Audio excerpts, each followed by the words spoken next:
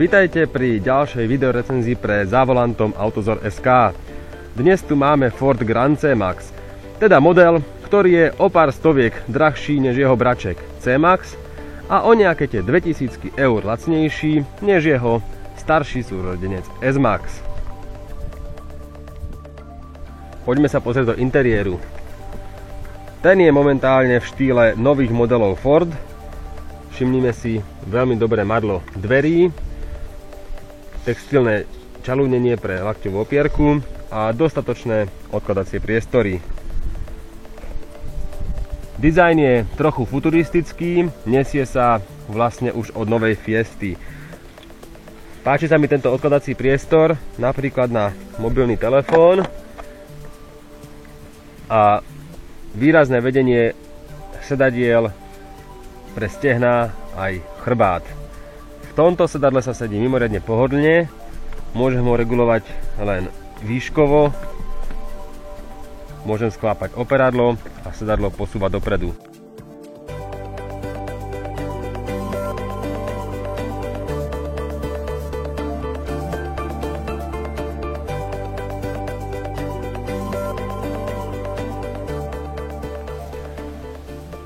Strčím teda kľúčik do zapaľovania.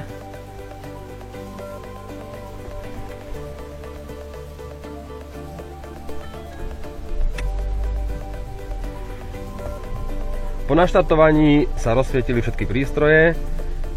Môžeme si všimnúť najprv volant.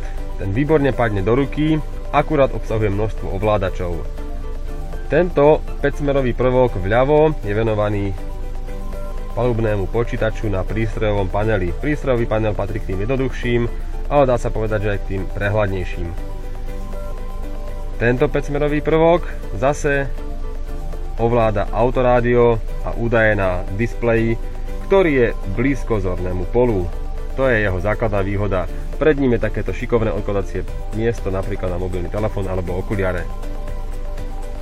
Ovládač tempomatu si vyžaduje zvyk, to isté platí pre ovládanie hlasitosti, respektíve prijímanie hovoru, posun medzi skladbami.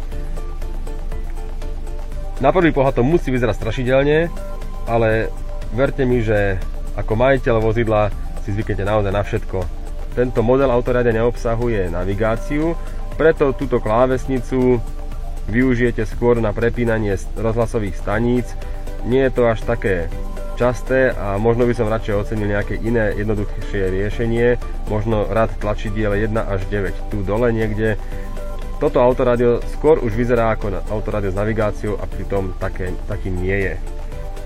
Ku klimatizácii nemám nejaké výhrady, ako som už spomínal, výduchy sa dajú ovládať jednotlivo, dokonca sa mi páči, že každý výduch má na tej strane, aj tento po strane, má dve časti ovládacie, takže cirkulácia vzduchu vo vozidle je celkom dobrá.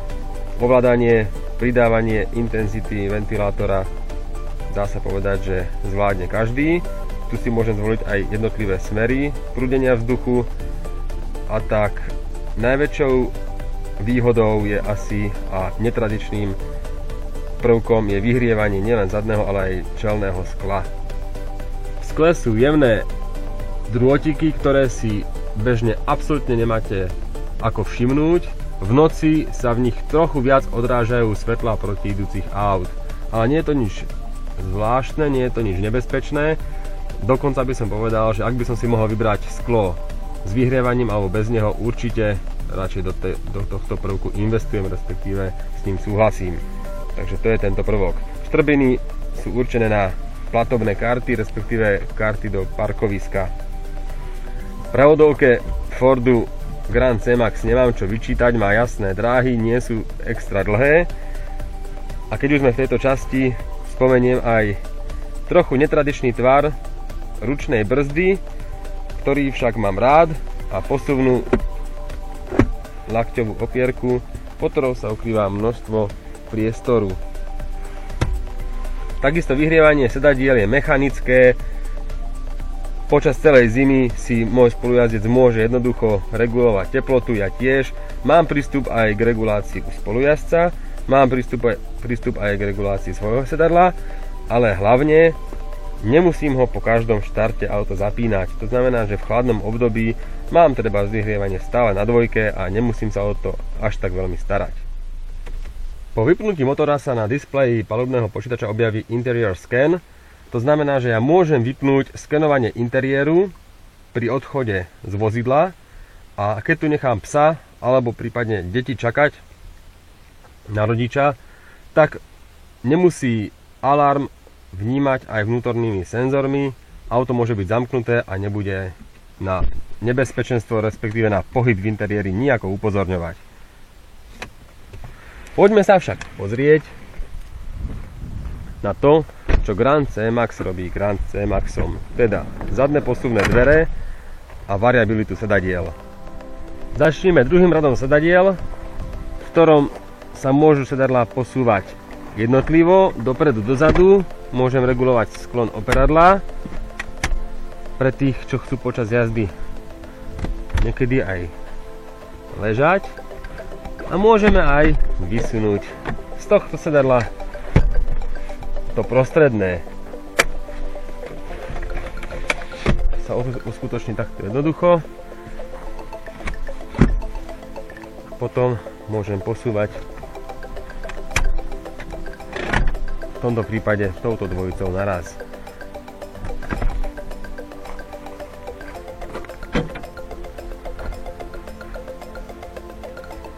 Skúsime sa ešte pozrieť na obrysové svetlá.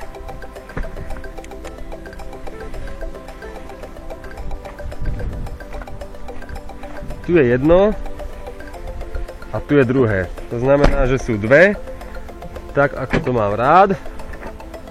A po otvorení stále ostáva osvetlená táto časť, zadná časť vozidla.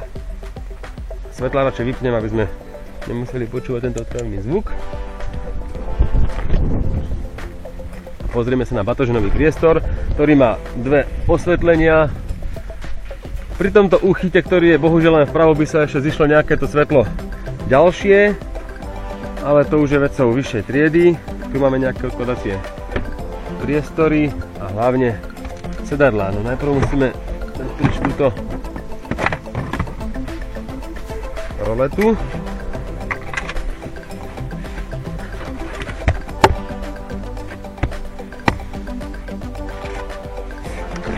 No, už to je.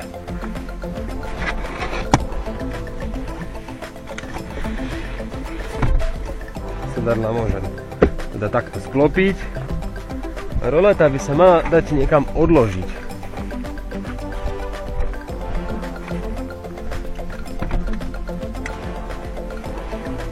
Príklad sem. Ono sa to nejak určite dá lepšie. Ale zmestí sa sem dokonca. Vidno na to aj nejaký ten priestor. Na zadných sedadlách budú pohodlne sedieť skôr deti, ale hlavové opierky idú zdvihnúť naozaj do významnej výšky. A tak si tam skúsim aj sadnúť.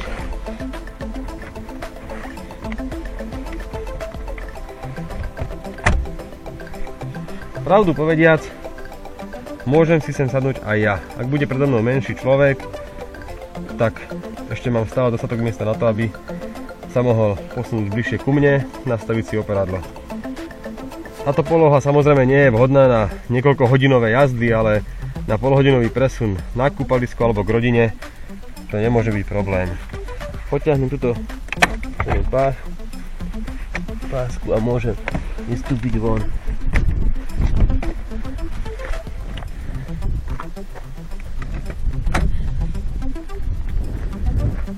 V takomto prípade nám potom v kufri neostáva veľa miesta, ale to je pochopiteľné. Je to skôr núdzové. Dokonca sa tu nachádza aj nejaká tá lakťová opierka s odkladacím priestorom.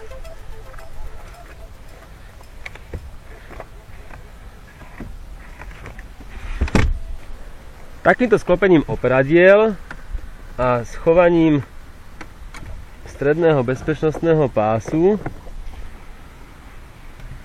dokážem vytvoriť veľkú ložnú plochu, vhodnú aj na občasné to prespatie, napríklad na festivaloch alebo stanovačkách, túrach a výletoch. Grand C-Max je teda rodinné auto, ktoré odvezie aj 7 členov rodiny na nejaký ten krátky výlet, ale môže byť využívané aj dvojicou, ktorá sa v ňom pohodlne vyspí napríklad na letnom festivale. Na zadných sedadlách môžete ešte využiť tento výduch s reguláciou intenzity prúdenia vzduchu a 12V zásuvku, ktorá sa nachádza tiež vpredu a v batožinovom priestore. Pre úplnosť treba ešte spomenúť zatváranie dverí, ktoré môže byť pre ženu so slabším palcom, so slabšou rukou náročnejšie, treba si to vyskúšať, ale inak to ide už potom samé. Ťažšie otváranie a zatváranie dverí môže byť výhodou pri rodine s deťmi, ktoré si samé tak ľahko neotvoria, respektíve nezatvoria tieto dvere. Druhá vec je, že keď už ich otvoria, neodklopia ich nebezpečne von, neobijú vedľajšie auto na parkovisku, ale jednoducho ich krásne vysunú. Grand C-Max spolu s C-Maxom patria k tým kvalitnejším vozidlám danej triedy. Sťažovať sa nemôžeme ani na volant, ani na sedadlo, ani na radiacu páku a prevodovku, ani na riadenie, ani na motor, pričom treba podotknúť, že Ford aktuálne ponúka výborný motor 1.6 EcoBoost, ktorý je dostupný aj k tomuto vozidlu. Je to benzínový motor, ktorý krásne konkuruje menej kultivovaným dízlom. A tak je už len otázka, či vám stojí za to zaplatiť danú sumu za dané vozidlo.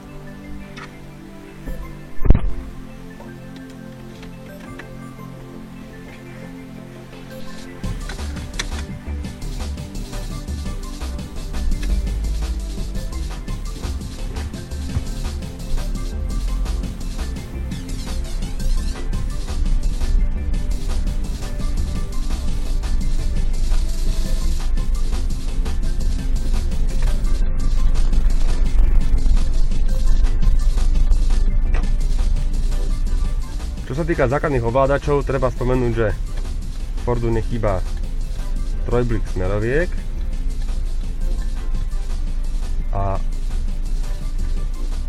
smerom od seba aj k sebe diaľkovými zabrikám. V prípade, keď zapnem už osvetlenie vozidla, smerom od seba diaľkové svetlá ostanú aktívne a smerom k sebe len zablikám, teda štandardný postup.